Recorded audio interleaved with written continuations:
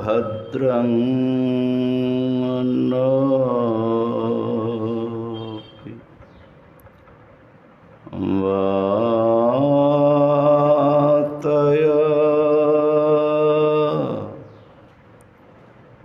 मनः।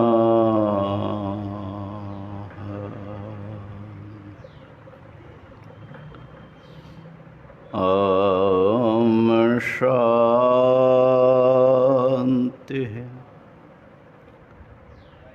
शान्ति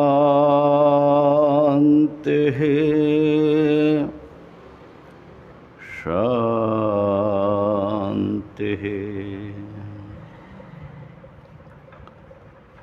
शङ्करं शङ्कराचार्यं केशवं बादरायणं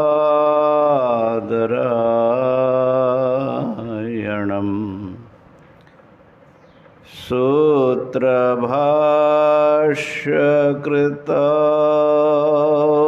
वन्दे भगवन्तौ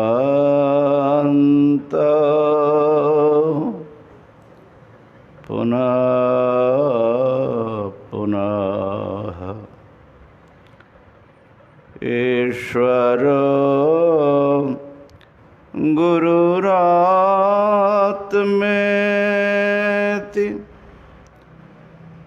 मूर्तिभेद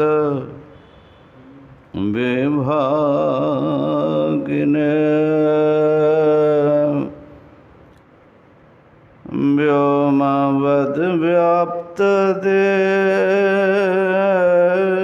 व्योमवद्व्याप्तदेहाय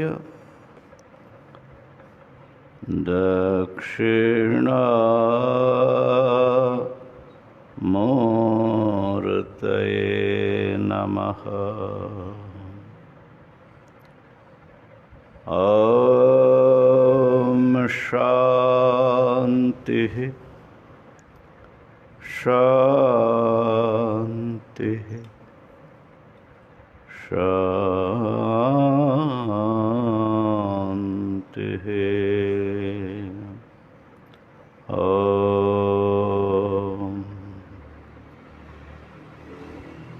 मेरा चश्मा हाँ यह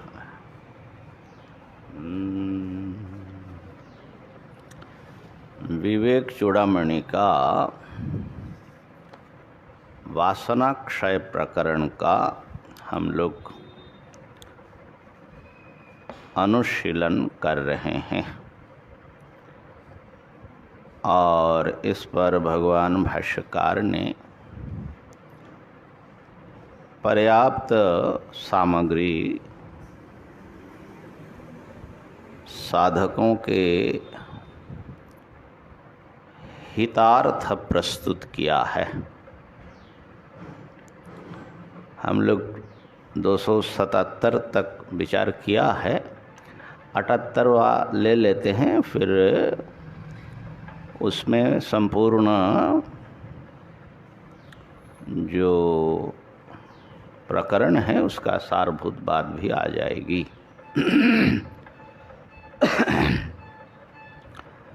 278 स्वात्मन्येव सदा स्थित्वा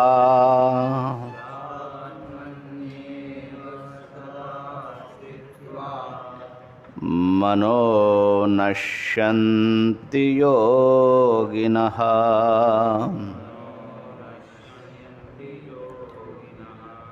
नश्यति है ना, मनो नश्यति योगिनः।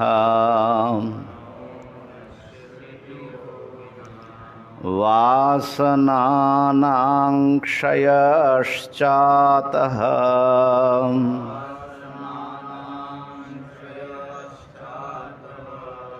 स्वाध्यासापनयं कुरु।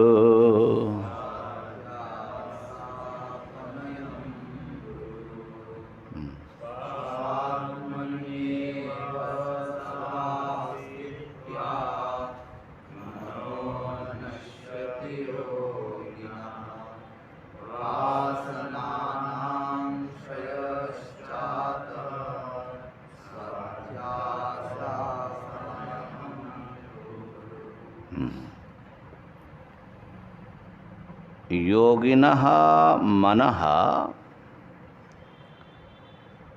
योगी का मन सदा सात्मन्येव स्थित्वा, सदा अपने स्वरूप में ही स्थित रह करके नश्यति, वो मन नष्ट हो जाता है, बाधित हो जाता है। मन नष्ट होने का मतलब है समाधि में निर्वृत्तिक हो जाना, अमन अवस्था।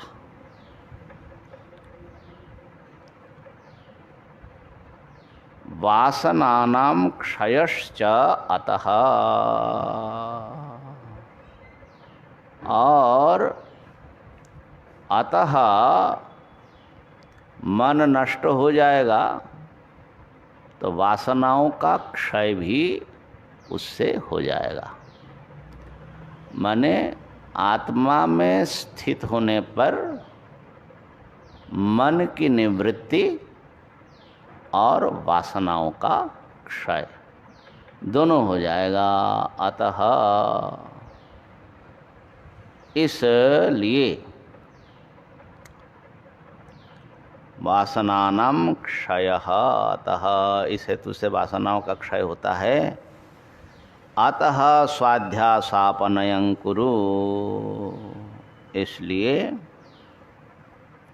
अच्छा, अतः का इधर से अन्वय होने से ज़्यादा अच्छा है। वासनानां क्षयश्च अतः स्वाध्यासापनयं कुरु, अतः पद का इधर अन्वय करो। इस हेतु से स्व का जो अध्यास है, आत्मा में जो अध्यास है, उसका अपनयन करो। क्या अर्थ हुआ? अपनी आत्मा में सदा स्थित होने से योगी का मन मन नष्ट हो जाता है और वासना का क्षय हो जाता है, दोनों काम होता है। इस हेतु से इसलिए अपने अध्यास का अपनयन करो। अनुवाद में क्या लिखा है, पढ़ो। थोड़ा जोर से पढ़ना। चित्तवृत्ति निरोध करे निरंतर आत्मस्वरूपे स्थित हले योगी मनेर एवं मनेर वासना समूहेर नाश पाए। अतएव तुम बांग्ला लाए हो, हिंदी पढ़ो ना। सेम है लेकिन फिर भी हिंदी भाषा में आना चाहिए। पढ़ो।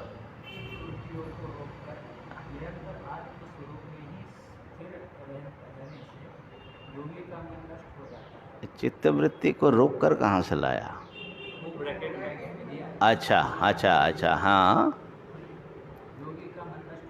हाँ हाँ, इसलिए अपने अध्यासों को दूर करो। अच्छा, तो चित्त वृत्ति को रोक करके ये अनुवादक ने अपनी बुद्धि भिड़ाया है ना। यहाँ तो इतना ही कहा, अपने अध्यास का, आत्मा अध्यास का अपनयन करो, और आत्मा में सदा स्थित होने से मन नष्ट हो जाता है। तो आत्मा में स्थित होने की बात की, अब चित्त वृत्ति को रोक करके ये इतना उनको जोड़ने की क्या आवश्यकता थी, बल्कि उससे साधक को विभ्रांति हो सकती है। वेदांत के साधक जो है आत्मचिंतन छोड़ करके चित्तवृत्ति निरोध में लग सकता है कि नहीं? तो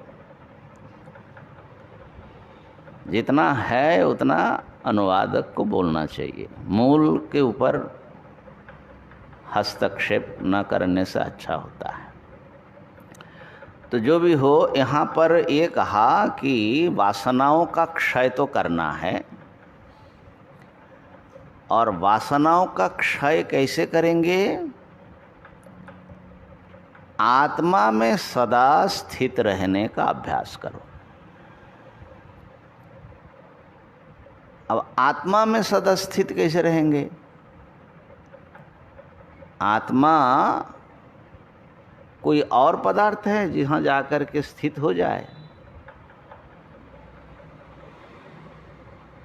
स्वात्मनि एव सदा स्थित्वा। प्रत्येक व्यक्ति जो है अपने में ही तो स्थित है, स्वयं में तो है ना सब। स्वयं से प्रत्येक पदार्थ भी, कोई भी वस्तु अपने स्वरूप में ही तो होता है, उससे दूसरे में कहाँ से जाएगा? जा सकता है? प्रत्येक वस्तु अपने अपने स्वरूप में स्थित होता है। तो कहा कि आत्मा में स्थित होने का अर्थ है आत्म विषयक जो अध्यास है, अनात्मा में जो आत्मभ्रांति है, उसको दूर करो। इतना ही है। आत्मा में स्थित होने का कोई रास्ता नहीं है। आत्मा में तुम हमेशा स्थित ही हो, आत्मा आत्मा में ही रहता है। हाँ, अनात्मा में आत्मभ्रांति है, इसलिए कहा जाता है कि वो अनात्मा में हम लोग स्थित हो गए। जैसे मैं अपने को जब शरीर मानता हूँ तो इसका मतलब है हम देहस्थ हो गए। मैं देह हूँ ऐसा भ्रम होने से आत्मा तो अपने में है, लेकिन लगता है कि ये देह ही आत्मा है। आत्मा आत्मा में है, पर मैं आत्मा में नहीं, अपने शरीर। हाँ, तो तुम क्या हो? ये बोध है। तुम आत्मा आत्मा में है, तो आप कौन है? आप शरीर। तो वो आत्मा आपकी आत्मा है कि अनात्मा है आपसे? आत्मा पर वो समझ में नहीं, उसी को तो ये भ्रांति को ही दूर करना तो है ना, आत्मा का मतलब मैं ही होता है और कोई अगर कोई और कल्पना करते हो अपने से भिन्न, तो वो अनात्मा होता है। अनात्मा माने आत्मा से भिन्न। इसीलिए जो ईश्वर को अपने से भिन्न मानते हैं उनके लिए ईश्वर अनात्मा है। अनात्मा मतलब कोई खराब चीज़ नहीं है। जैसे मैं अपनी आत्मा हूँ तो तुम मेरे लिए क्या हो? अनात्मा है। ऐसा अनात्मा माने जो अहम इस बुद्धि का विषय नहीं है, इदम बुद्धि का विषय, वो अनात्मा है। तो कुछ लोग कहते हैं कि भाई ईश्वर को अनात्मा के रूप में ही मानना चाहिए, है ना। माने जीव और ब्रह्म भिन्न है, अनात्मा मानो, अलग मानो। तो शास्त्र कहता है कि भाई अयम आत्मा ब्रह्म, ये आत्मा ही ब्रह्म है। तो ये बात तो अद्वैत वेदांत के अनुशीलन करने पर ही समझ में आएगा। हाँ जी, हाँ जो जीव और ईश्वर में भेद समझते हैं, हाँ, उनके यहाँ सालोक्य इसका मेन होता है, होता है। तो उसमें जो मतलब भगवान के साथ एक हो जाना, हाँ, वो नहीं आता क्या? ना, तो सालुक्य होगा सालोक्य माने अपने लोक में, भगवान के लोक में जाएगा। सारूप्य होगा, भगवान जैसा वो जो जय विजय का 4 हाथ वाला हो जाएंगे, और सार्ष्टी होगा, सामीप्य होगा, भगवान के बहुत अंतरंग बन जाएंगे। सार्ष्टी होगा, भगवान के कुछ ऐश्वर्य उनमें आ जाएगा। सायुज्य भी हो सकता है एक, और सायुज्य भगवान के श्री विग्रह के भीतर वो प्रवेश करेगा, लेकिन भगवान अलग और वो अलग बना रहेगा। इतना सब हो सकता है, लेकिन एक कैसे होगा? दोनों तो अलग सत्ता है ना। तो द्वैतवादी के हिसाब से इतना सब हो सकता है, तो वो भी कोई खराब चीज़ नहीं है, अच्छी बात है, लेकिन वो चरम सत्य नहीं है। अब प्रकृत प्रसंग में आइए। वासनाओं का क्षय हमें करना है, और क्षय करने के लिए आत्मा में स्थित रहना है। उसके लिए अनात्मा में आत्मा अध्यास को छोड़ना है। ठीक है ना? यही क्रम आया। अनात्मा में जो आत्मा अध्यास है, आत्मबुद्धि है, उसको छोड़ो। वासनाओं के संदर्भ में 3 मुख्य वासनाओं की चर्चा शास्त्रकारों ने की प्रतिबंधक के रूप में। लोक वासना, शास्त्र वासना, देह वासना, और जो एक विषय वासना है, साधारण जो इंद्रिय सुख भोगने की वासना है, उसको तो वेदांत के साधक को पहले ही काफ़ी हद तक छोड़ना पड़ता, नहीं तो उसके लिए श्रवण मनन ही संभव नहीं होता। तो उसका तो अभी हम चर्चा नहीं करते। वो विवेक चूड़ामणि में भी साधन चतुष्टय की बात जहाँ आई है, वहाँ विवेक वैराग्य आदि का वर्णन वहाँ हुआ। तो वासनाओं का जो वेग है, प्रबलता है, वो हमारे सोचने विचारने का एक ऐसा ढांचा बना देता है। हम लोग सहज रूप से अनात्म चिंतन, संसार का चिंतन करने लगते हैं। उसको तोड़ना आवश्यक है। इसलिए बार बार सावधान होकर के अपने आत्मनिष्ठा को, स्वात्मन्येव सदा स्थित्वा, अपने आत्मस्वरूप में स्थित होने का अभ्यास करना पड़ता है। तो वो तो वही कर पाएगा जो आत्मस्वरूप के विषय में निसंदिग्ध हो चुका है। आत्मा ही ब्रह्म है, इस विषय में जिसको संदेह नहीं है, वही ये काम कर पाएगा। तो जब तक संदेह है, तब तक संदेह निवारण के लिए श्रवण मनन उसको करना चाहिए।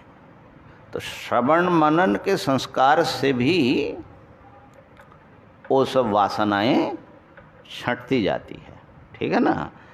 कहने का अर्थ ये है कि निधिध्यासन में पहुंच पाना ये बड़े अग्रसर साधक के लिए होता है। अब समस्या ये है कि निधिध्यासन को, श्रवण मनन को बहुत साधक कुछ नहीं समझते। बोले हमको तो वेदांत का तो पता लग गया, अब हमको निधिध्यासन करना है। और प्रश्न भी ज़्यादा पूछते, हमारा निधिध्यासन कैसे करें? ठीक है ना? हम भी पूछते थे, माने इसमें ऐसा लगता है कि मैं ब्रह्म हूँ, यही तो बात है, ये तो समझ ही गया, और क्या समझना है इसमें। तो अब खाली काम ये है कि मैं ब्रह्म हूँ, ऐसे वृत्ति, ऐसी भावना इसमें स्थित हो जाए।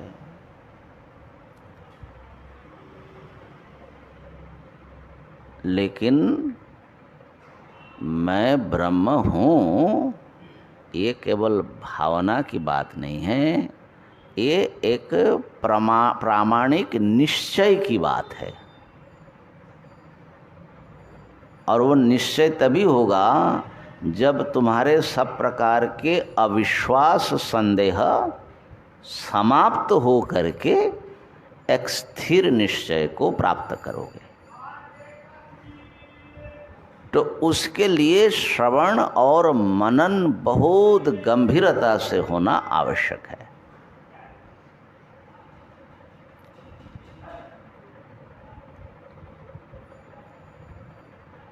और कितने साल लगता है इसमें? कम से कम 40 साल से मैं समझता हूँ कि वेदांत शास्त्र से मेरा संबंध बना है। घर की बात छोड़ भी दे, महात्माओं से तो सत्संग सुनते थे। तो अब जैसे जैसे आवृत्ति हम करते हैं वैसे वैसे वो जो अंधेरा है वो कम होता है। तो इसका मतलब है कि इस आवृत्ति से पहले कुछ समस्या थी, कुछ संशय था, कुछ भ्रांतियां थी। इस बार हरिद्वार में जो स्वाध्याय हुआ, खास करके विवेक चूड़ामणि के जो तत्वमसी वाक्यार्थ विचार आया, तो उसको बृहदारण्यक उपनिषद के आधार पर हमने विचार किया। नेति नेति वाक्यार्थ, तो उसमें भाष्यकार, वार्तिककार आदि बड़े गंभीर विचार प्रस्तुत किए। तो नेति नेति वाक्यार्थ जो है, ये तो मैं समझता हूँ कि वेदांत में जो आता है वो नेति नेति बोलता है। लेकिन क्या है नेति नेति? उसका अर्थ समझ में आया क्या? कभी बृहदारण्य खोल करके देखा कि नेति नेति आया कहाँ पर है, किस संदर्भ में आया है? न इति इसका मतलब क्या होता है? और जो है किसने कहा, किसको कहा, उसके लिए किन किन युक्तियों से उसका परिपोषण हुआ, अब नहीं देखते हैं, है ना। लेकिन निधिध्यासन करेंगे, सोचते हैं कि 10 घंटा आसन में बैठने से निधिध्यासन हो जाता है। आसन में बैठोगे तो शरीर का आसन हुआ, मन का क्या होगा? अब मन भी किसी मंत्र में या ध्यान में लगाओगे तो जप हुआ, ध्यान हुआ, निधिध्यासन का क्या हुआ? ऐसे ही हो जाता है निधिध्यासन।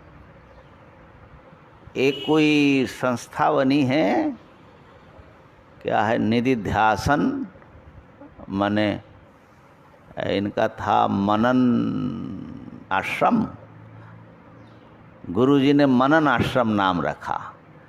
तो कुछ चेले जो हैं गुरु को छोड़ करके निधिध्यासन आश्रम या ऐसा कुछ बना दिया। वाह भाई, बहुत बढ़िया। गुरुजी तो मनन में ही पड़े रहे, चेला जो है निधिध्यासन में पहुंच गए। तो मैं ये किस लिए सुना रहा हूँ? आप लोगों को निराश करने के लिए नहीं, जो सत्य बात है वो मैं बता रहा हूँ। अब बाकी तो आप लोगों का अपना विवेक काम कर जाए तो ठीक है, नहीं तो जल्दी सिद्ध होने के चक्कर में जो है रास्ता और लंबा होता जाता है। अरे भाई, आपने कोई न परिष्कार करना, अपनी सफाई करनी है। और एक महापुरुष बता रहे थे अभी हरिद्वार में, बोले महाराज हम शास्त्र ज़्यादा नहीं पढ़े, लेकिन मेरा अपना ये अनुभव है, स्वयं के अनुभव से मैं बता रहा हूँ। ऐसा आजकल बहुत लोग बोलते हैं, तो स्वयं का अनुभव होना अच्छा है, लेकिन स्वयं का अनुभव होने पर ही कि मैं ब्रह्म हूँ, तभी जो है अज्ञान नष्ट होगा। शास्त्र में तो बता दिया, पर तुम्हारा जो अनुभव है वो शास्त्र के अनुसार हुआ कि नहीं, उससे प्रमाणित है कि नहीं। शास्त्र विरुद्ध अनुभव जो है तुम्हारी भ्रांति है। जो शास्त्रकार है, अब हमने पूछा कि महाराज आपको क्या लगता है कि उपनिषद के ऋषि शंकराचार्य जी और उन पर जो भाष्य टीका लिखने वाले बड़े बड़े गुरु लोग हुए, ये लोग अनुभव उनके पास आपके जितना आपका महान अनुभव जैसा अनुभव था नहीं, खाली जो है तर्क वितर्क करते रहे, शब्दों से खेलते रहे हैं, ऐसा है। मधुसूदन सरस्वती जी, विद्यारण्य स्वामी जी, आनंद गिरी जी, ये लोग सब जो हैं खाली ऐसा कोरा पंडित रहे, ऐसे ही शास्त्र लिख दिए। ये सब वासनाओं की जो बात लिख रहे हैं, कितना आत्मसमीक्षण करके लिखा है। तो अब तुम ऐसा सोचते हो कि तुम ज़्यादा समझदार हो, आप ऐसा सोचते हो कि आपका अनुभव बहुत ऐसा अलौकिक अनुभव हो गया और किसी को हुआ नहीं। माने कितना कितना भ्रम में व्यक्ति पड़ा है साधक। इन महापुरुषों को आप कुछ नहीं समझते हो तो किधर जाओगे? तुम्हारा अपना अनुभव कहाँ ले जाएगा? रात को सो करके स्वप्न में जो कुछ देखते हो वो अपना अनुभव नहीं है क्या? ये दूसरे का अनुभव है।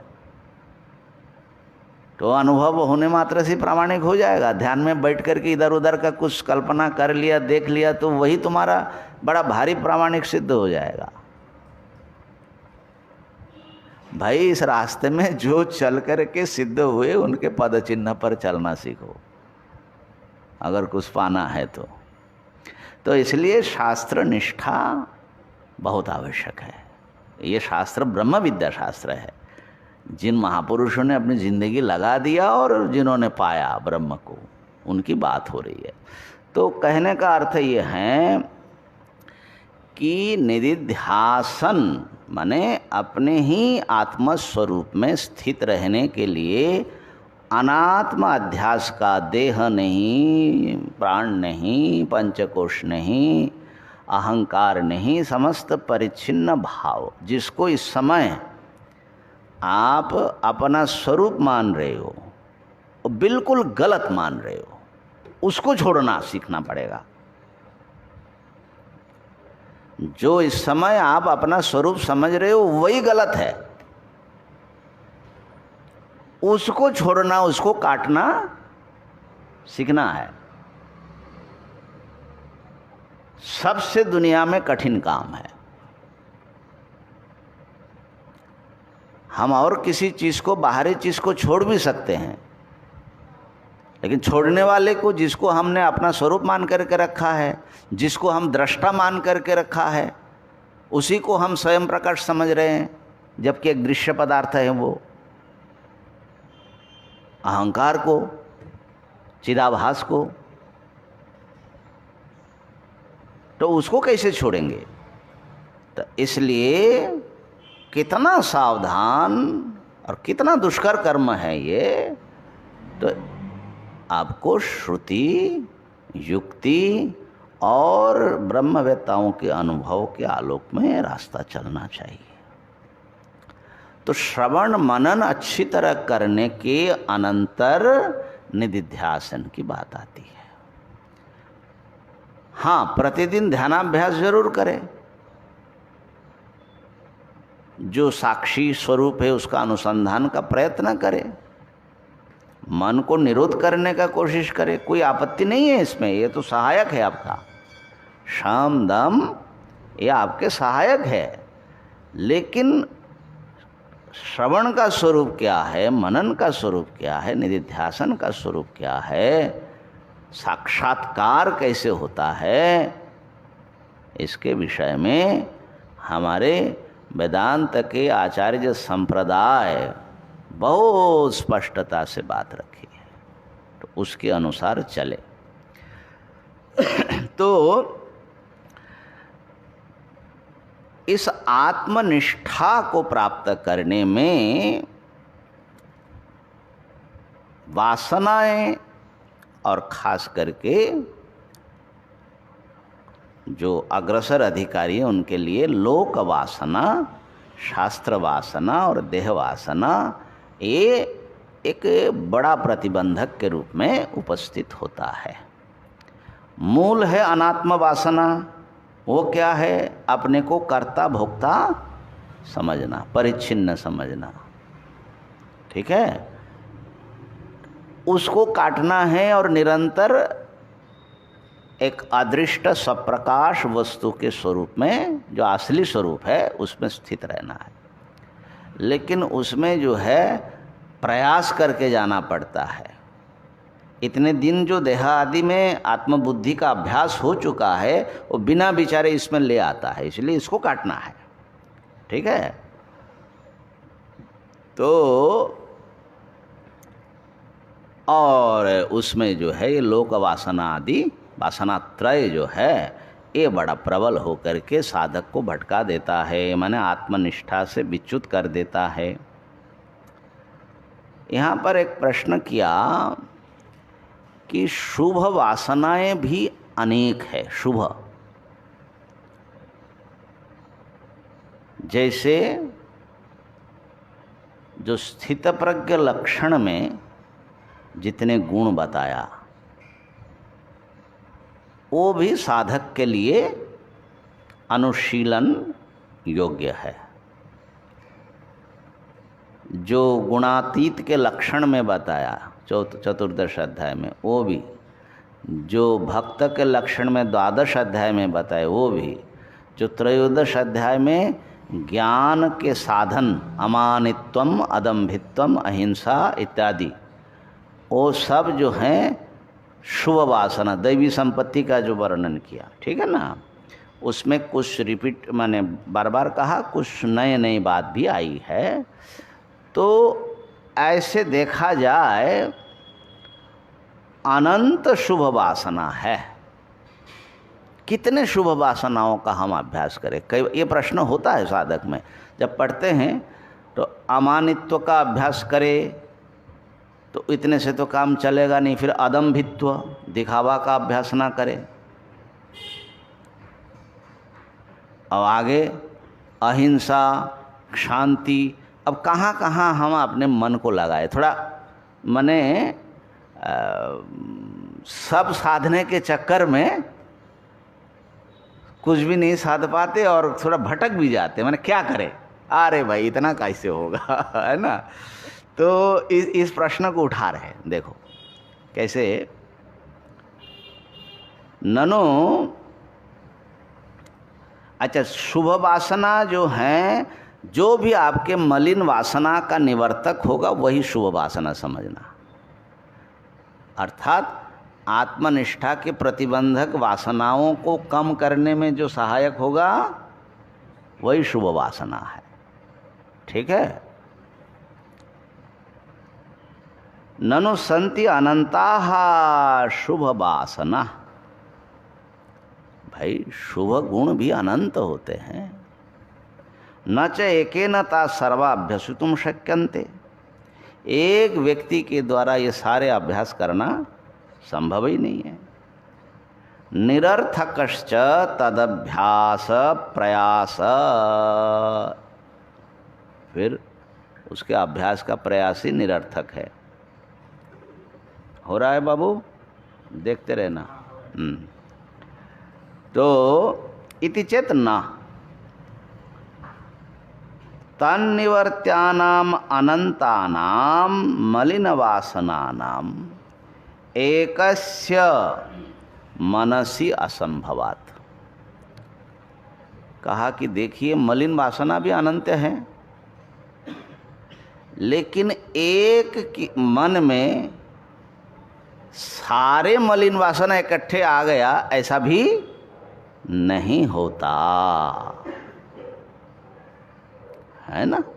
ऐसा नहीं होता कि अब व्यक्ति में भिन्न भिन्न हम देखते हैं, किसी में काम ज़्यादा है, किसी में क्रोध ज़्यादा है, किसी में अहंकार ज़्यादा है, किसी में दंभ माने दिखावा ज़्यादा है। ऐसा माने ज़्यादा कम का फर्क बहुत दिखाई पड़ता है, ठीक है ना। एक उदाहरण दिया कि आयुर्वेद में बहुत सारे औषधियों का वर्णन है। क्या सारे औषधि एक व्यक्ति सेवन कर ले? ऐसा तो नहीं। क्या कितना बढ़िया उदाहरण दिया देखो। तो क्या करना है, अरे भाई, और नहीं सारे औषधि से जितने रोग निवृत्त हो सकते, सारे रोग इकट्ठे एक जगह पर आ गया हो। एक शरीर में तो इतना सारा रोग इकट्ठे नहीं आएगा। तो जिस रोग से वो ग्रसित है उसके अनुरूप औषधि सेवन करना चाहिए। आज सुबह एक महात्मा ने फ़ोन किया, पता नहीं वो मजाक कर रहे हैं क्या है। बोले कि स्वामी जी, हमारे एक परिचित संत हैं, बोले अभी बात हुई, वो बता रहे हैं कि हमारे शरीर में जितने सेल है, कोष है, उतने रोग हमको पकड़ा है।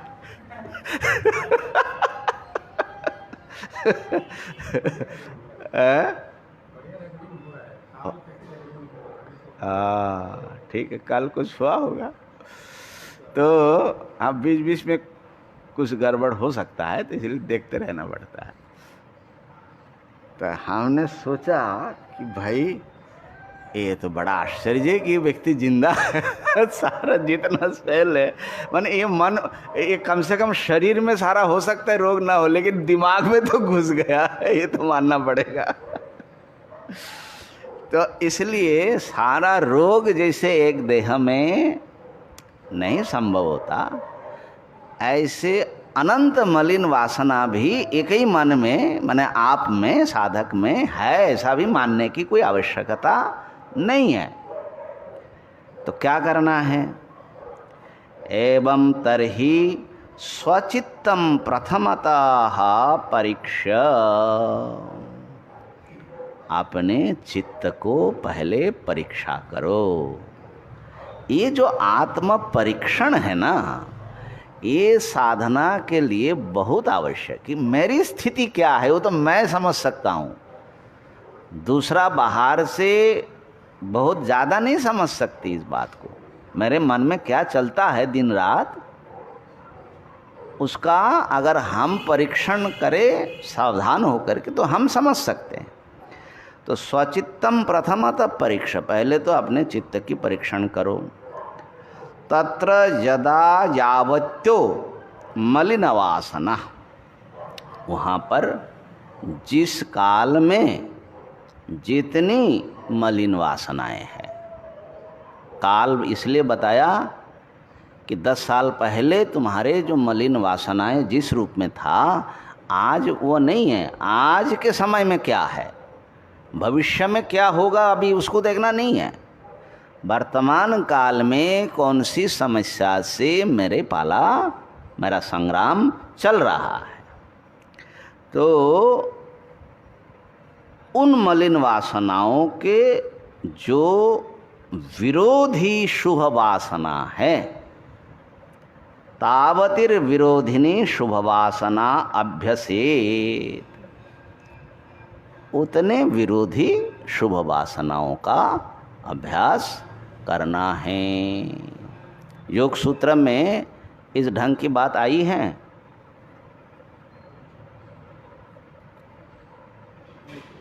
हाँ, मैत्री करुणा तो आया है, लेकिन ये जो प्रतिकूल वासना है आया है ना, सूत्र बताओ। एक तत्वाभ्यास, वो दूसरा चीज हो गया।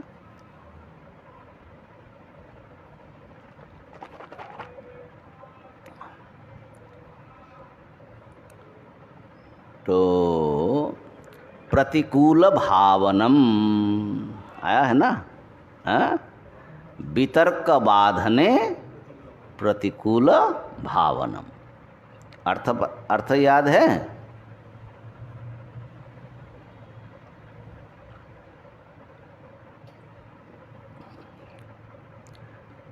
वितर्क माने ये मलिन वासना, हिंसा, झूठ आदि आदि, है ना। तो ये सब प्रतिपक्ष भावनम, ठीक, ये सूत्र ठीक है। प्रतिकूल नहीं, प्रतिपक्ष, और ये विरोधी। प्रतिपक्ष माने विरोधी।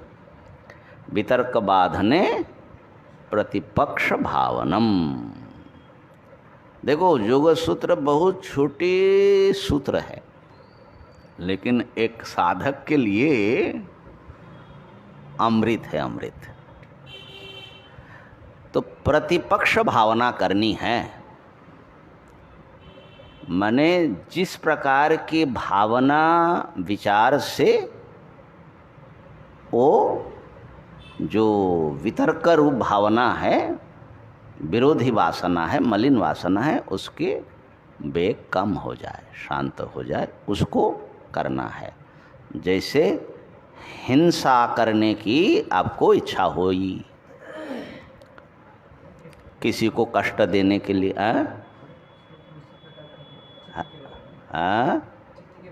हाँ जी, हाँ वो अलग चीज़ है, हाँ वो अलग है। ये तो सब प्रथम अध्याय में भी देख रहे हो, और वो जो है द्वितीय अध्याय में आया है। वितर्काहा, हिंसा, क्या क्या बताया, वो सब लंबा सा एक सूत्र है, सबसे लंबा सूत्र है। माने ये जो अविद्या अस्मिता राग द्वेष अभिनिवेश वर्णन के बाद में साधन का वर्णन जहाँ आता है, तो खैर माने जम नियम आदि का वर्णन हुआ ना, तो जम नियम का अभ्यास करना, अहिंसा, सत्य, अस्तेय, ब्रह्मचर्य, परिग्रह, इनके विपरीत सब चीज़ें उपस्थित हो जाता है, तो वो वितर्क हो जाता है। तो कहने का अर्थ यह है, अब हिंसा वृत्ति जागृत हुई, किसी ने आपको गाली दे दिया, निंदा कर दी, अब आपका जो है वो निंदा करता ही रहता, आपको प्रवोक करता ही रहता है। तो मन में आया कि महाराज आज इसका सर फोड़ देंगे, जो होगा सो होगा। एक महात्मा हमको बता रहे थे बोले स्वामी जी, हमारे मन में ऐसा आ गया कि ये मेरे पीछे ये हमारा एक महात्मा पड़ा है, तो उनके कारण हमको आश्रम छोड़ना पड़ा। जो होता है, माने कथा तो लंबी है। बोले फिर मेरे मन में आया कि ये डेली घूमने निकलता है ना बंधे पर, वहाँ मिलेंगे, सर फोड़ देंगे, उसके बाद हमको जेल जाना है, जो होना है सो होगा।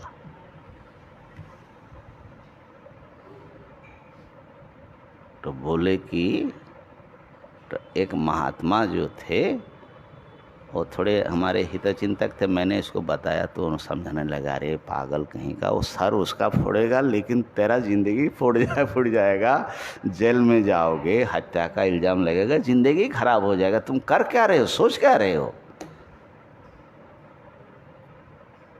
तो माने ये खोपड़ी बड़ी विचित्र है बाबा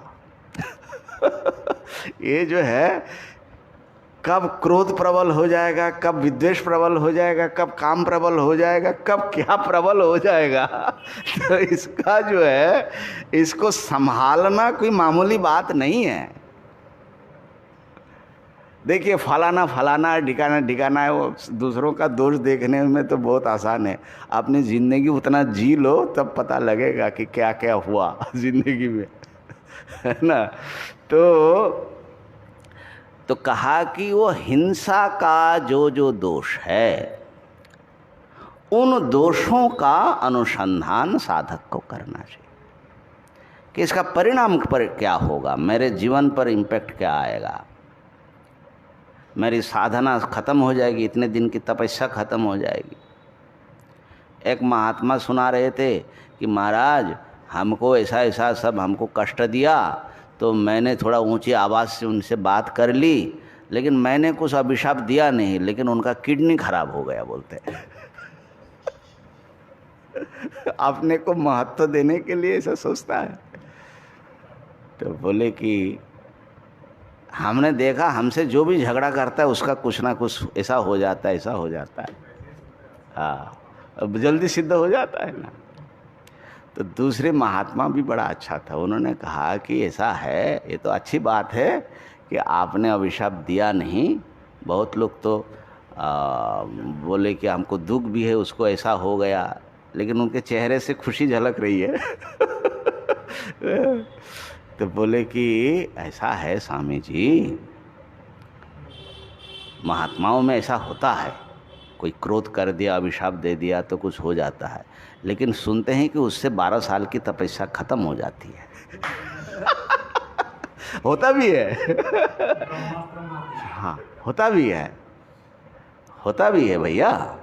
वो जो महाभारत में कथा आता है ना, तपस्या कर रहे थे, बगुला मर गया। नहीं, दुर्वासा ऐसा ही एक है जटा बाबा। जाजली है, जाजली नाम था शायद उसका। तो वो कथा आती है। तो इसलिए महात्माओं को जो तपस्वी है उनको क्रोध करने में तो बहुत सावधान। क्रोध किया तो तुम्हारा इतना दिन का समस्या सब खत्म हो गया, ये समझ लेने का। तो कहने का अर्थ ये कि इस प्रकार से अपने मन को साधना में लगाए रखना है।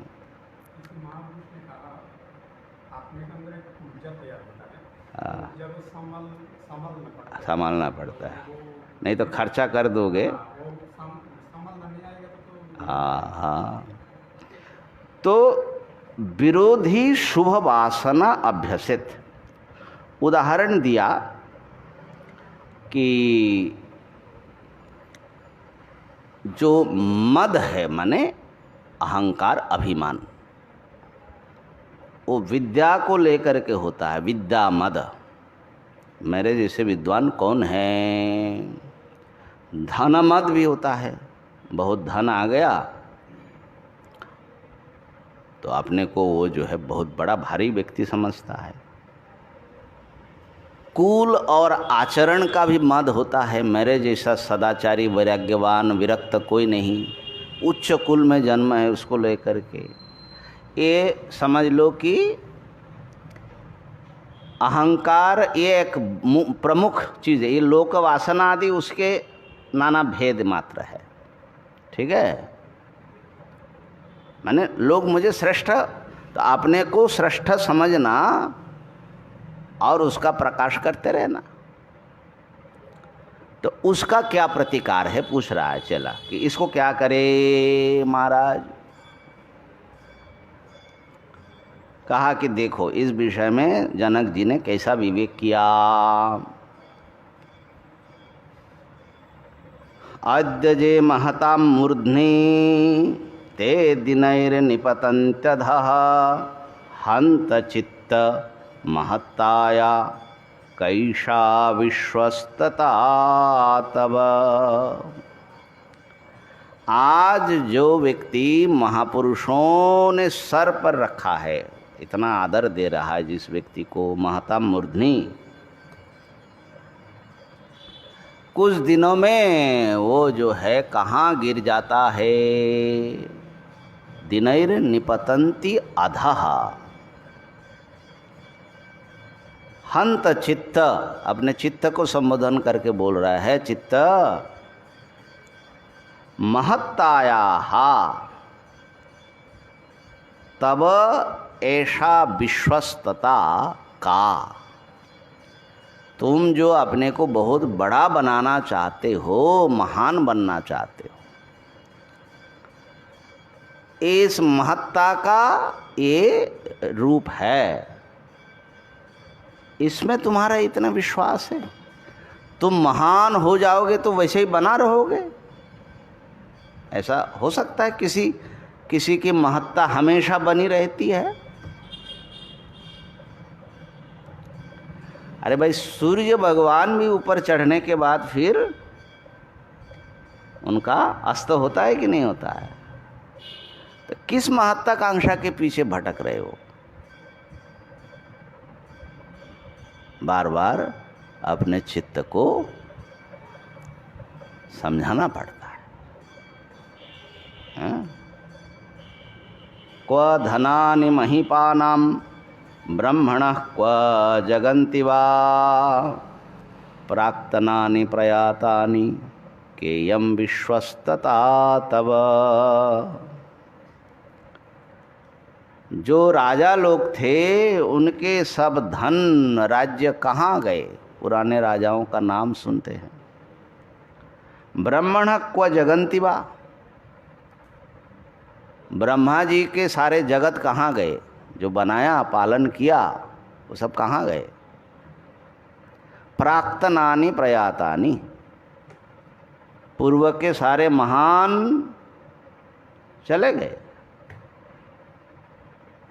केयम विश्वस्तता तब, तुम किस महत्ता के पीछे तुम्हारा इतना विश्वास है कि तुम्हारी महत्ता जो है निश्चिंत हो जाती है कि महत्ता अर्जन करके तुम बड़ा बने, वहीं तुम्हारी महत्ता हमेशा रहेगी। केयम विश्वस्तता तब। कोटयो ब्रह्मणो याता गता स्वर्ग परंपरा प्रयाता पांशुवद भूपः का धृतिर्मम जीविते।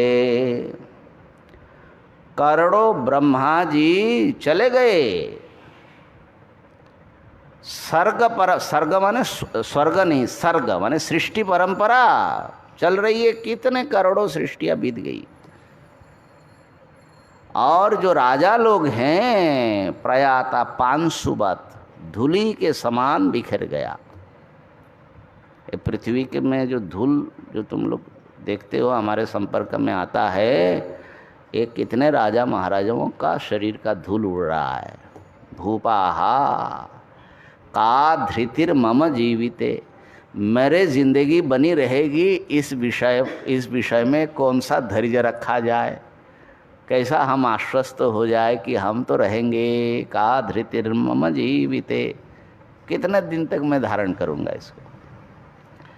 ये शाम निमेषणोन्मेषौ जगतांग प्रलयोदयो तादृशा पुरुषा नष्टा मादृशं गणनैव का। जिन महापुरुषों के निमेष और उन्मेष से आंख बंद कर लिया तो जगत का प्रलय हो गया। ब्रह्मा जी सो गए तो ब्रह्मा सृष्टि विलीन, आंख खुला तो जगत सृष्टि हो गई। ऐसे बड़े बड़े महापुरुष भी नष्ट हो गए, माने काल के गाल में समा गए। मादृशांगण नैव का, मेरे जैसे व्यक्ति की कहाँ गिनती है। ये व्यक्ति को अंतर्मुख होकर के स्वयं को ये विचार करना पड़ता है, समझना पड़ता है।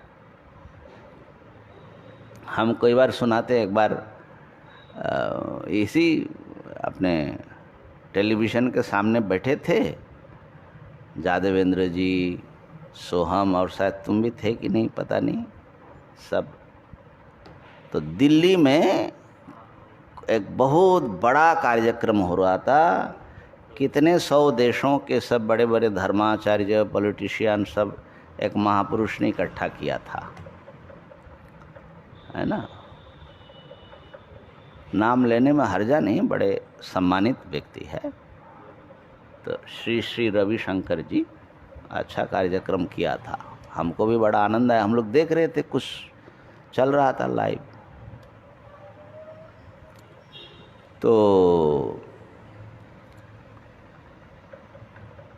अब मैं, सोहम और जादवेंद्र जी बोल रहे कि अब इनको, सोहम शायद बोला कि अब इनको जो है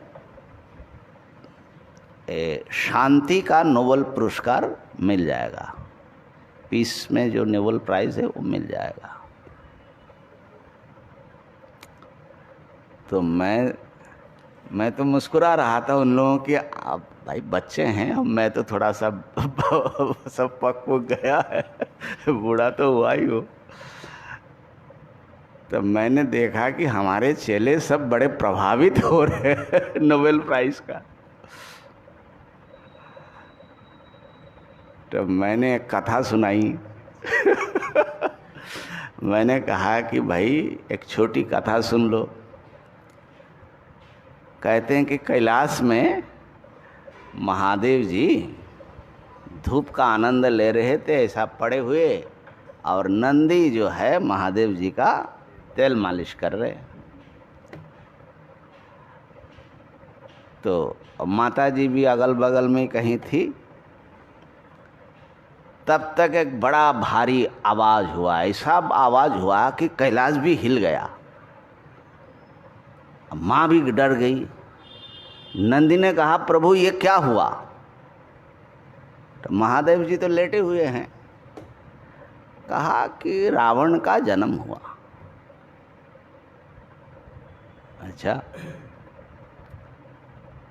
अब मालिश चल रहा है, चल ही रहा है भाई, है ना, थोड़ा टाइम तो लगता ही है।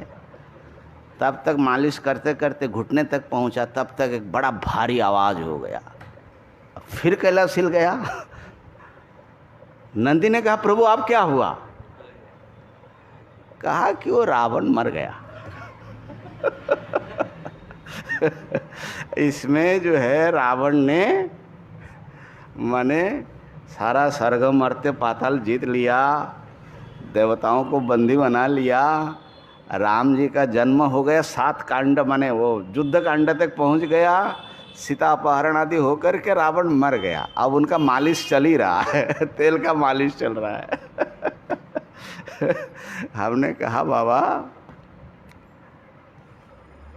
महाकाल जो है ना, महाकाल है ना, कितना बीता और कितना आने वाला है, इसमें हमारी स्थिति कहाँ पर है? किस साल में तुम्हारा जन्म है, किस साल में खत्म होगा, उसकी क्या अनंत समुद्र में एक तरंग के समान भी नहीं है। तो महाकाल, अगर भगवान शिव जी को महाकाल स्वरूप मानो तो उनका तो घुटने तक भी नहीं पहुंचता है रावण, है ना। तो ऐसे ब्रह्मा जी जिनके कितने करोड़ों करोड़, गिनती नहीं कितने ब्रह्मा जी बीत गए हैं और कितने बीतेंगे, फिर भी जो अविवेकी पुरुष है वो महत्ता को प्राप्त करना चाहता है। महत्वाकांक्षा के वशीभूत होकर के वो क्या क्या क्या क्या करता है। कथा तो उनको बहुत पसंद आई, लेकिन थोड़ा सा चेते भी, नहीं तो जा ही रहे थे उसमें नोबेल प्राइज के पीछे। फिर मैंने पूछा, अच्छा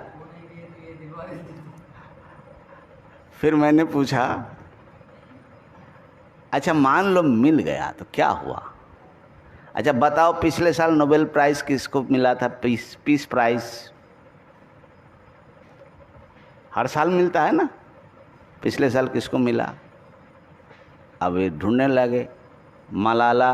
अरे मलाला भाई पहले और पहले मिला, है ना, ऐसा ऐसा बोला कुछ इधर उधर। अच्छा मान लो, मान लिया, लेकिन खाली पीस प्राइज ही नहीं मिला था। फिजिक्स में, केमिस्ट्री में, माने मेडिसिन में और भी कई प्राइज मिलता है, इकोनॉमी में। और नाम बताओ। और कब से नोबेल प्राइज चल रहा है, आज तक कितने लोगों को मिल चुका है नोबेल प्राइज? नोबेल प्राइज पृथ्वी में इस समय सबसे बड़ा प्राइज है। नोबेल प्राइज मिलना माने एक विशेष व्यक्ति है।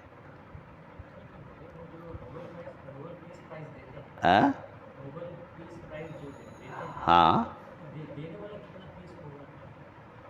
ना, वो तो हम उधर जा ही नहीं रहे, लेकिन हम कह रहे हैं कि कितने लोगों को प्राइज मिला है, तुम नाम जानते हो? तो वो तो खाता में लिखा रहेगा। और जो जानता भी है, तुम जानते हो दुनिया में कितने करोड़ लोग हैं? भारत में 125 करोड़ लोग है, कितने लोगों ने नोबेल प्राइज का नाम सुना है? तो क्या हो जाएगा? तुम कितने लोगों के दिमाग में आओगे, कितने लोगों के मन में आओगे? क्या हो जाएगा नोबेल प्राइज मिलने से? 2 सिंह निकल आएगा। है? तो अपने को तुम बड़ा भारी समझ सकते हो कि हमको नोबेल प्राइज मिला, लेकिन करोड़ों लोग ऐसे हैं तुमको कुछ समझते ही नहीं है, जानते ही नहीं नोबेल प्राइज क्या होता है। तो भैया महत्ता का क्या विश्वस्तता है।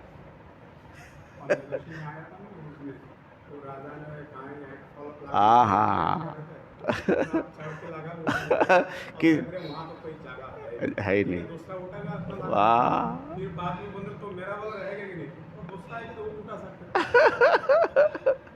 तो कहने का अर्थ यह है, माने तादृशा पुरुषा नष्टा मादृशांग गण नहीं बका, ये है विवेक। तो इस प्रकार का जब व्यक्ति सचमुच ऐसा उसके विचार आता है, तो वो जो अविवेक और भ्रांति के कारण अरे वो कितना महत्व है करके, असल में वो समझ नहीं रहा है कि उसका महत्व नहीं है, लेकिन चित्त बनाता है महत्व, तो वो जो है फिर रुकता है। तो इस प्रकार से प्रतिपक्ष भावन, विरोधी वृत्ति जिससे वो शमन हो जाए, वो आवश्यक होता है। इस प्रकार का ये जो है वासनाओं का क्षय करना। अच्छा, अब जो हैं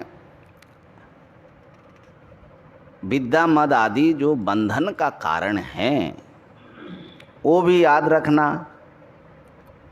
कि जितने तुम अहंकार करोगे उतने ही, अहंकार कर रहे हो मतलब तुम अनात्मा में ही अपनी निष्ठा बना रहे हो, किसी न किसी अनित्य अनात्म वस्तु में ही तुम्हारी वृत्ति बुद्धि अटकी हुई है। तो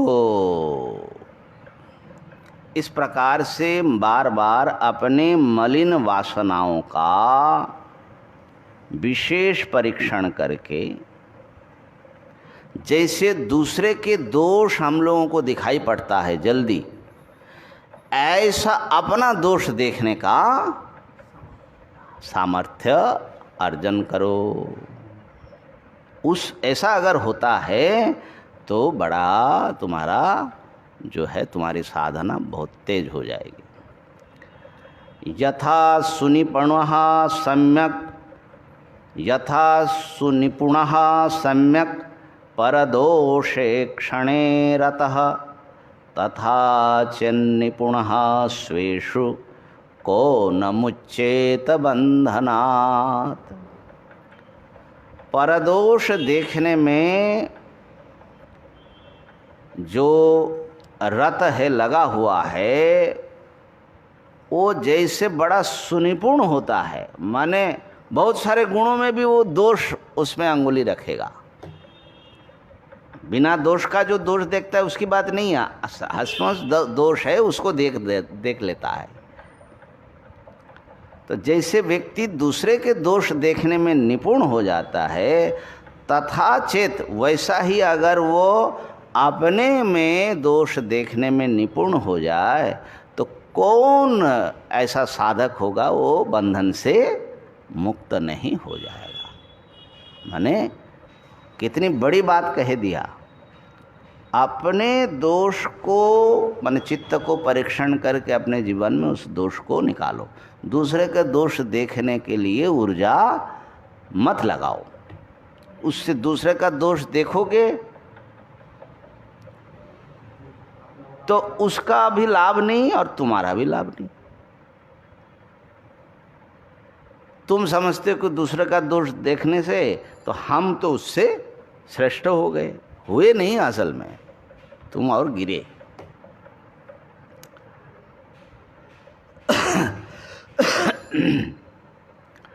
कहा कि महाराज अच्छा ठीक है, अन्य सब बातें को जाने दीजिए, हमारे लिए तो ज़्यादा समस्या है विद्या मद।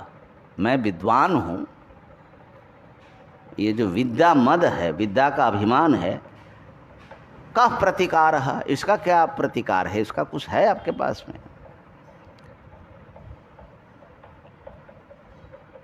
अब देखिए कितना सुंदर विश्लेषण कर रहे हैं। पूछ रहे हैं किम स्वनिष्ठस्य मदस्य परविषयस्य किम वा स्वविषयस्य परनिष्ठस्य। कौन से विद्या मत की बात कर रहे हो जो तुम्हारे में दूसरे की अपेक्षा जो तुम अपने को विद्वान समझ रहे हो, अपने को जो अपने में जो विद्या है उस विद्या विषयक मद तुम्हारी परेशानी है, अथवा दूसरे विद्वान जो हमसे विद्वेष करते हैं उसकी परेशानी है। विद्या मद, कौन से विद्या मद की बात करते हो? किंबा स्वविषयस्य परनिष्ठस्य, हमको लेकर के हमारे में विद्या हम नहीं माने वो कर रहे, लेकिन दूसरा जो है हमारे ऊपर बड़ा भारी जो है दबंगाई झाड़ता है, वो हम क्या करें?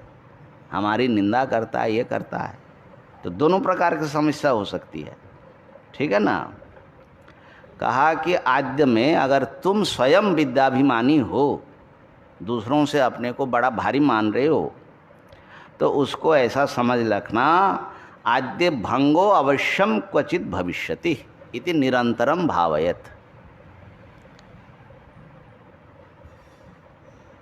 कहीं ना कहीं तुम्हारे इसे अभिमान टूटेगा, कहीं किसी ना किसी शास्त्रार्थ में मंच में तुम हारोगे किसी से।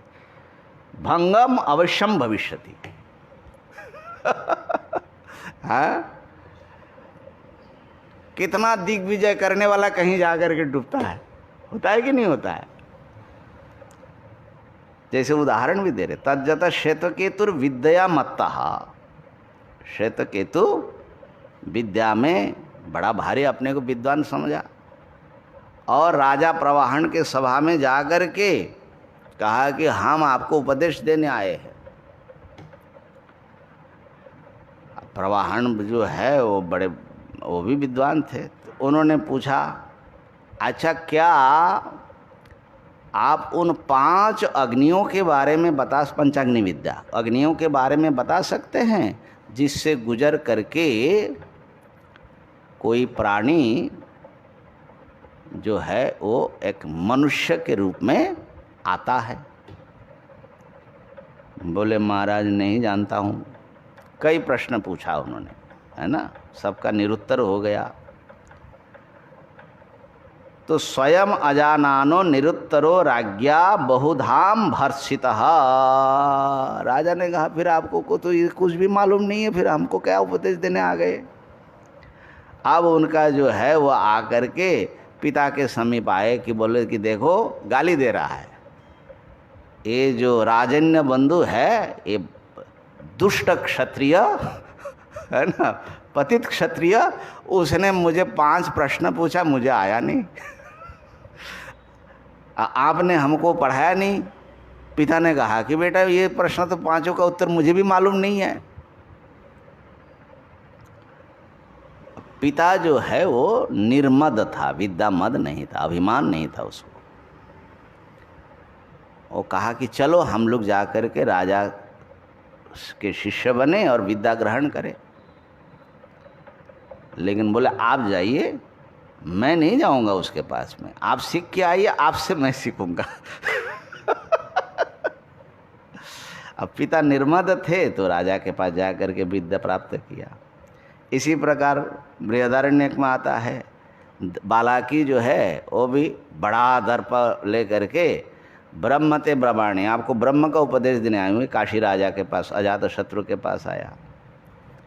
राजा ने कहा कि बहुत, अब अजातशत्रु ब्रह्मविद शिरोमणि, कहा कि महाराज ये तो बड़ी खुशी की बात है, इतना जो आपने बोल दिया इसी से मैं 1000 जो गाय हैं वो आपको मैं दान करता हूँ, आप सुनाइए। तो उन्होंने जो है जो सुना था कुछ बताया, कहा कि इसके विषय में तो आप मत बताइए, ये तो हमको फलाने ऋषि ने बताया, और इसके जो हैं देवता कौन हैं और इसके आयतन क्या है, उसकी साधनाएं कैसी की जाती है, ये सब ऐसे ऐसे है, ये मैं जानता हूँ, कुछ और हो तो बताओ। तो और बताया। ऐसा थोड़ी देर में सारा विद्या खलास हो गया जो अपने को बड़ा भारी जो है विद्वान समझता था। और आगे का दीपक दूध ले लो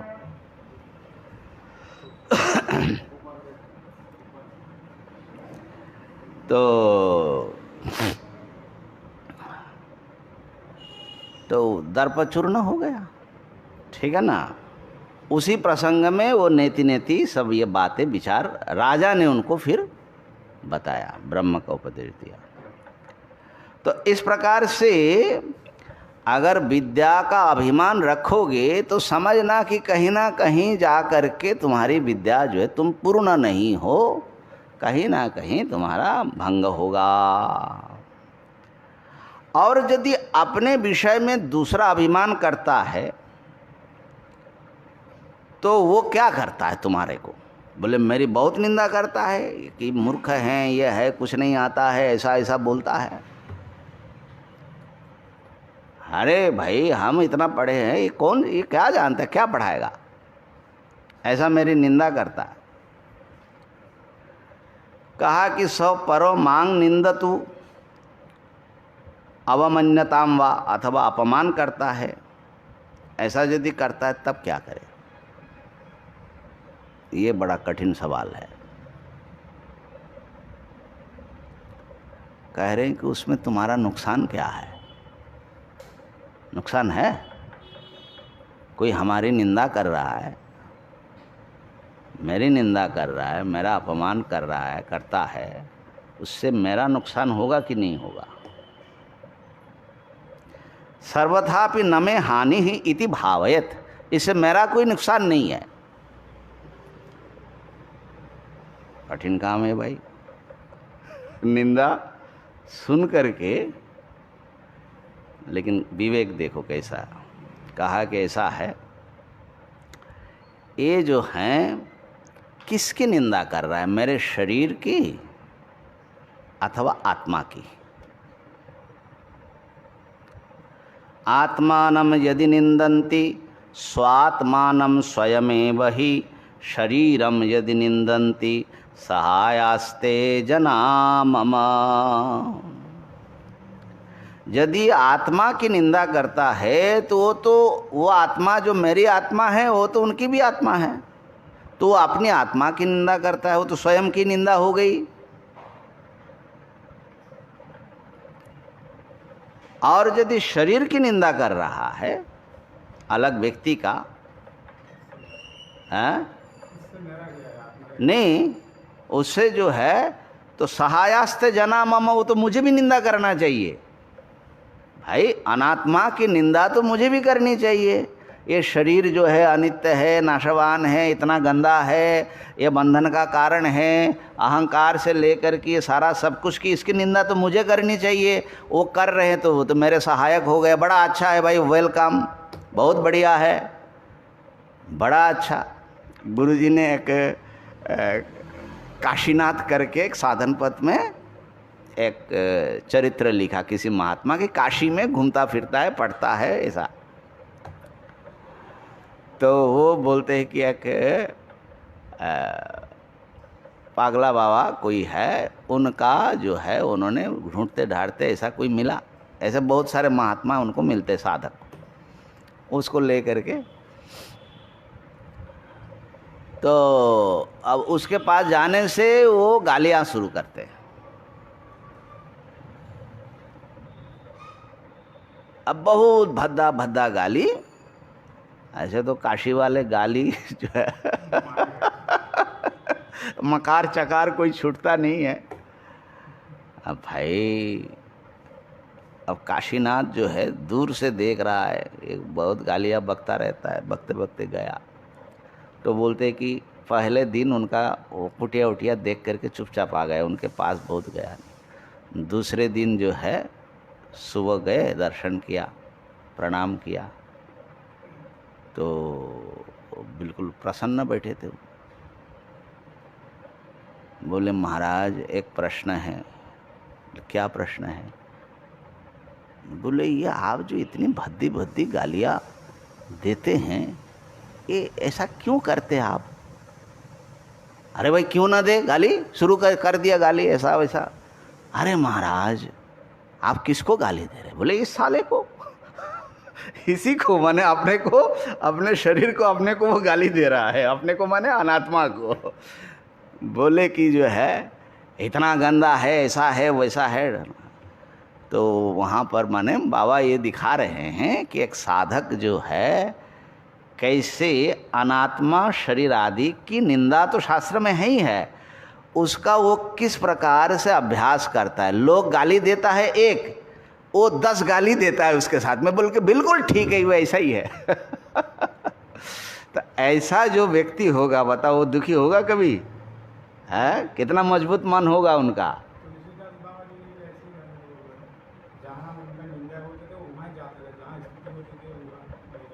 हाँ वो अभी आ रहा है देखो। अच्छा, सहायास्ते जना मम, ये तो सहाय है। निंदावमानावत्यंतम, निंदावमानावत्यंतं भूषणं यस्य योगिना धी विक्षेप कथम तस्य वाचाटै क्रियतामिह।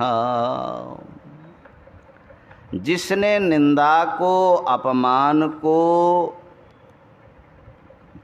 अत्यंत निंदा अत्यंत अपमान को भी जिस योगी ने भूषण बना लिया, अपना अलंकार बना लिया,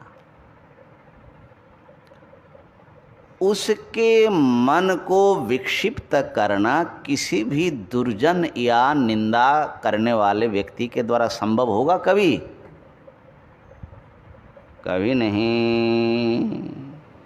धी विक्षेप, उनका धी विक्षेप समाप्त हो जाएगा। अब इस बार एक विचार आया हरिद्वार में, ये इसी संदर्भ में, कि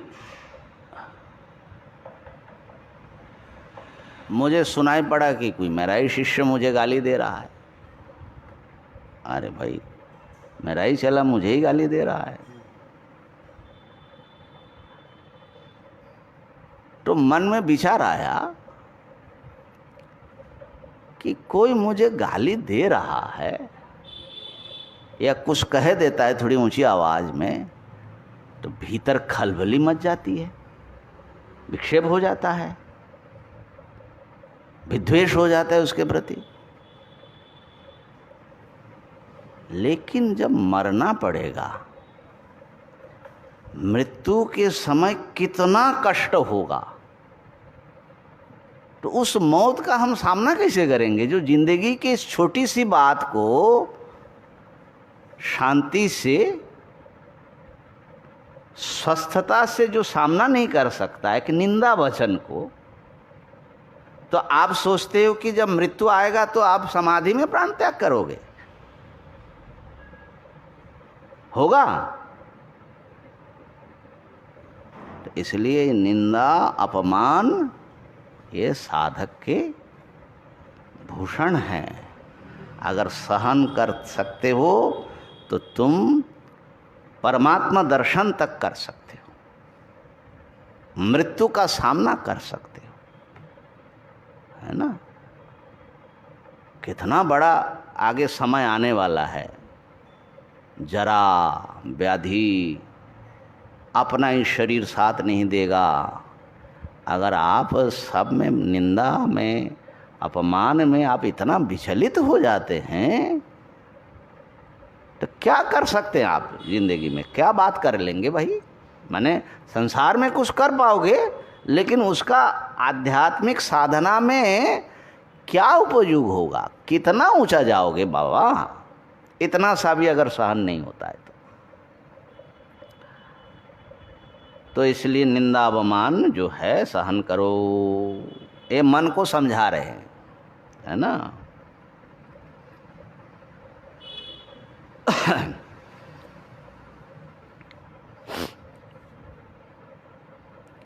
नष्कर्म सिद्धि में भी ये बात आई है।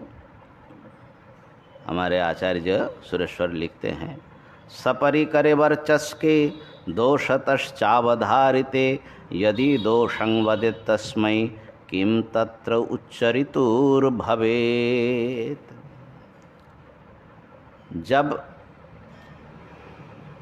सब शास्त्र ने मिल करके दोष अवधारण कर दिया देह आदि का, उसका यदि कोई दोष कह रहा है तो उससे जो है वो दोष का उच्चारण करने वाला तो उसने क्या माने गलत कर रहा है ना।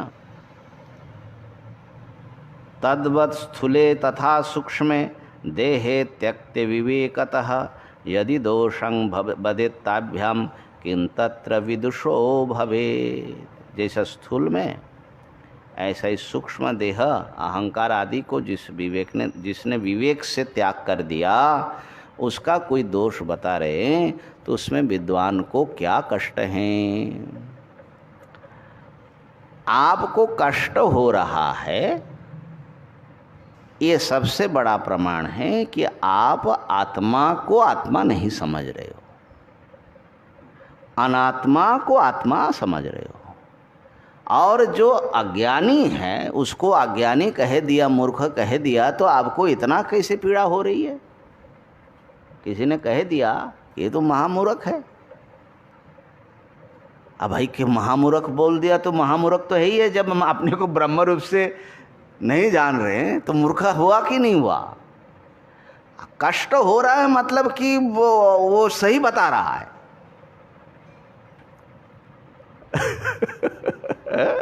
यदि दोषं वदेत् ताभ्याम किं तत्र। और यदि आप इन दोनों से अलग हो, आत्मस्वरूप में स्थित हो, तो आपको तो किसी भी शब्द का आपको तो कोई गाली दे ही नहीं सकता। वो तो वहाँ तक तो उसकी पहुँच ही नहीं है ना। तो आप अगर आत्मनिष्ठ है, आत्मा में स्थित है, तो आपको क्या होगा। गाली तो इसको दे रहा है, स्थूल सूक्ष्म शरीर को, अहंकार आदि को, वो तो गाली के लायक ही है। और आपको कुछ लग रहा है तो इसका मतलब फिर तो आप गाली लायक है। शोक हर्ष भय क्रोध लोभ मोह स्पृहादयः अहंकारस्य दृश्यन्ते जन्म मृत्युश्च नात्मनः। शोक हर्ष भय क्रोध लोभ मोह स्पृहा माने कामना, ये सब जो है अहंकारस्य दृश्यन्ते, अहंकार को ही यह होता है, माने चिदाभास को, अंतःकरण में ही ये सब होता है। जन्म मृत्युश्च, और जन्म मृत्यु भी इसी में होता है। न आत्मनः, कहा कि ठीक है, निंदा करने वाला जो है वो जो है हमको सावधानी कर रहा है, लेकिन निंदा को भूषण समझना ये वो ज़्यादा नहीं है। कोई निंदा कर रहे और वो हमारा बड़ा भूषण हो गया। कहा कि सुनो, कोई निंदा करके मेरी निंदा कर रहा है तो ज़रूर वो निंदा करके वो खुश हो रहा है। तो खुश हो रहा है तो बड़ी अच्छी बात है भाई। किसी को सुख मिल रहा है मेरे निमित्त और मुझे कुछ भी नहीं करना पड़ रहा है, ये कितना पुण्य का भागी मैं बन रहा हूँ। हाँ? मन निंदया यदि जना परितोषमेति नन्न प्रयत्न जनितो यमनोग्रहो में श्रेयोर्थिनो हि पुरुषः परतुष्टि हेतुर् दुःखार्जितान्यपि धनानि परित्यजन्ति। मन निंदया, मेरी निंदा के द्वारा कोई व्यक्ति यदि परितोषमेति संतुष्ट होता है तो ये तो उसने मेरे ऊपर बड़ा अनुग्रह किया, मैंने कुछ नहीं किया, वो मेरे ऊपर अनुग्रह कर रहा है। ननु अप्रयत्न जनितः, मेरे कुछ भी प्रयत्न के बिना ही ये अनुग्रह वो मेरे ऊपर कर रहा है। कैसे? देखिए, श्रेयोर्थिनो ही पुरुषाः, जो अपना मंगल चाहता है वो व्यक्ति क्या करता है? दूसरे की सेवा के लिए परतुष्टि हेतु हो, दूसरे को दूसरा संतुष्ट हो, उसका दुख दूर हो, उसको सुख मिले, इसके लिए क्या करता है? दुखार्जितान्यपि धनानि, बहुत कष्ट से जो कमाया उसने धन, उस धन को वो सेवा में या दान में लगाता है ना? क्यों? उससे धन लगाने वाला उसका मंगल होता है। तो दूसरे को सुखी करके व्यक्ति आत्म मंगल करता है। तो वो तो बहुत कष्ट करके अर्जन किया, वो धन छोड़ना पड़ा, मुझे तो कुछ नहीं करना पड़ा, वो मेरी निंदा करके खुश हो रहा है। अरे वाह भाई, ये तो बिना ही कुछ किए हमको बहुत बड़ा भारी पुण्य का भागी मिल रहा है।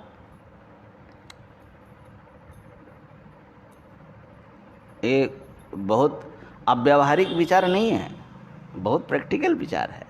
ऐसा सोचा जा सकता है और सोचते हैं साधक महापुरुष, ऐसा सोचते हैं। नहीं तो मन को शांत, और उनका मन जो है शांत कैसे रहता है? माने निंदा स्तुति हुई नहीं, ऐसा कोई महापुरुष तो होंगे नहीं।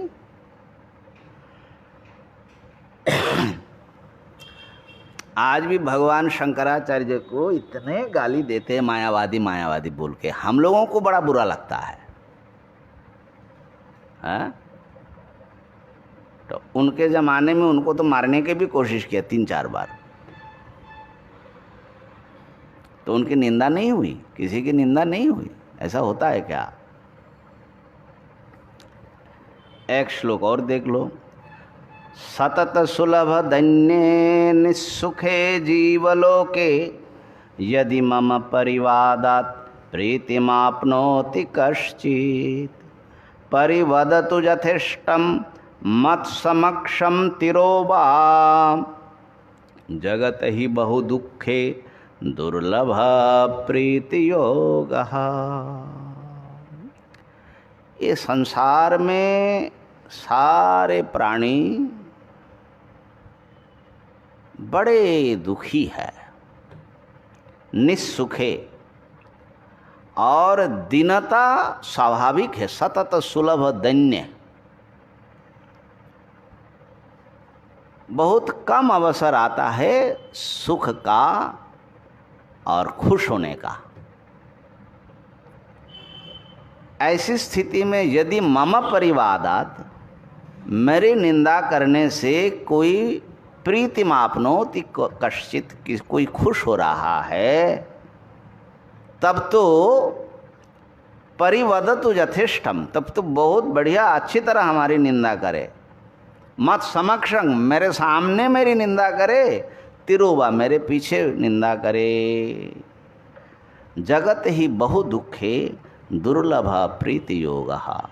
दुख बहुल इस जीवलोक में खुश होने का अवसर क्वचित आता है, इसलिए वो खुश हो रहा है, तो कोई बात नहीं, खुश होने दो मेरी निंदा से।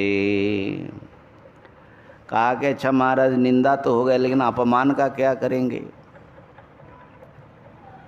बोले अरे अपमान तो बहुत बढ़िया चीज़ है। अवमानस्य भूषणत्वं स्मर्यते। आप लोगों ने सुना होगा, प्रतिष्ठा शुकरी विष्ठा। सम्मान जो है सुअर का विष्ठा है, और विपरीत अपमान क्या है सुनो।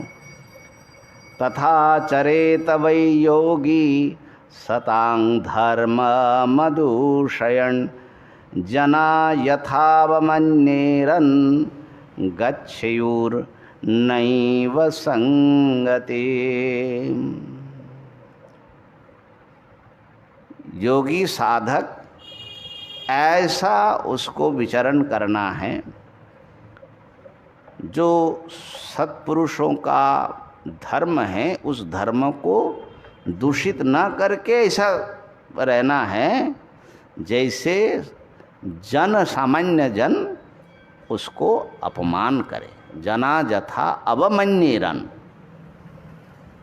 का क्यों गच्छे और नैव संगतिम, जिससे भीड़ भाड़ इकट्ठा न हो जाए। संगति जन संगति प्राप्त न हो तो उसकी साधना निश्चिंतता से चल सकती हैं। ये बात जो है सनत सुजात, एक ग्रंथ है ना सनत सुजात, उसके ऊपर भाष्य लिखा, भगवान आदि शंकर के नाम से ही बोलते हैं कि उन्होंने लिखा। तो ब्रह्मविद्या उसमें भी आया कि योगी जो हैं सम्माननाथ, सम्मान मिलने से साधक को उद्विग्न होना चाहिए। क्यों? सम्मान मिलने से वो जो है साधना से भ्रष्ट हो सकता है ना।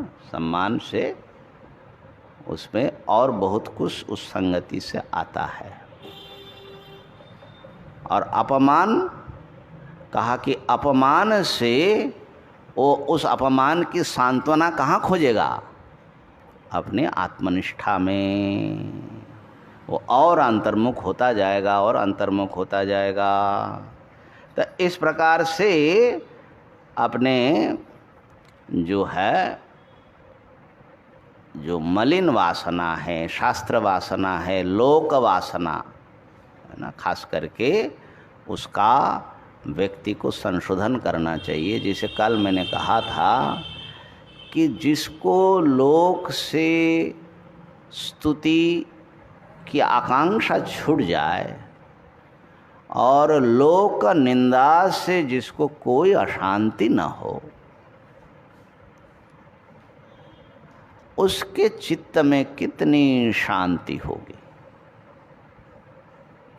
वो शांति तो लोग कितना भी तुम्हारी स्तुति सुन लो, खुशी होगी,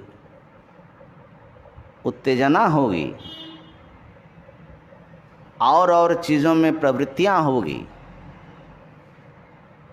वो शांति नहीं मिल सकती। तो लोक वासना जो है, माने स्तुति करे निंदा ना करे, ये दो उसका। तो स्तुति बंधक है, निंदा साधक है।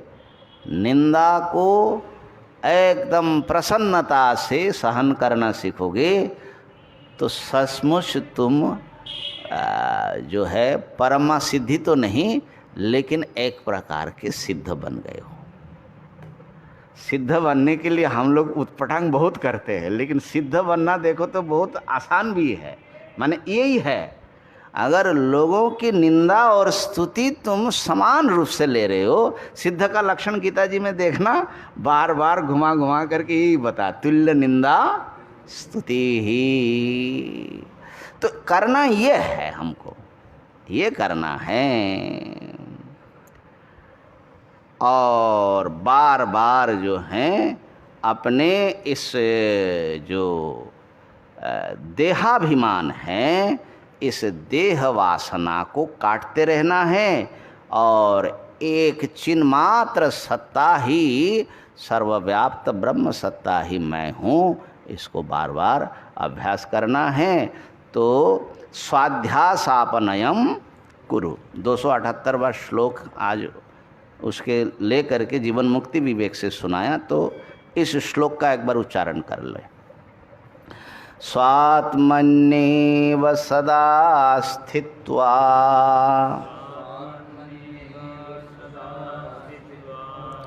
मनो नश्यति योगिनः वासनानां क्षयश्चातः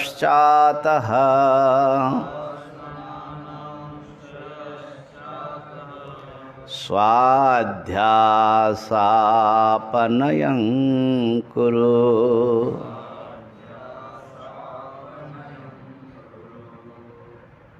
स्वात्मन्येव सदा स्थित्वा मनो नश्यति योगिनः वासनानां क्षयश्चातः स्वाध्यासापनयं कुरु। अपनी आत्मा में सदा स्थित रह करके योगी का मन नष्ट हो जाता है और वासनाओं का क्षय भी उससे होता है। माने जितनी ब्रह्म भावना, ब्रह्म विचार दिन रात ये चलते रहना चाहिए, है ना। ये प्रसिद्ध श्लोक है, आप लोगों ने बहुत बार सुना होगा कि आसुप्तिर आमृतिः कालं नयेद वेदांत चिंतया दद्यान्नावसरं किंचित कामादिनां मनागपि। जब तक नींद ना आ जाए और जब तक मृत्यु न हो जाए तो ये काल वेदांत चिंतन माने ब्रह्म चिंतन में लगाना चाहिए। कामादि अशुभ वासनाओं को, वृत्तियों को थोड़ा भी अवसर नहीं देना है। इस प्रकार से जो योगी अपने वासनाओं का क्षय करता रहता है वो परम सत्य को उपलब्ध हो जाता है।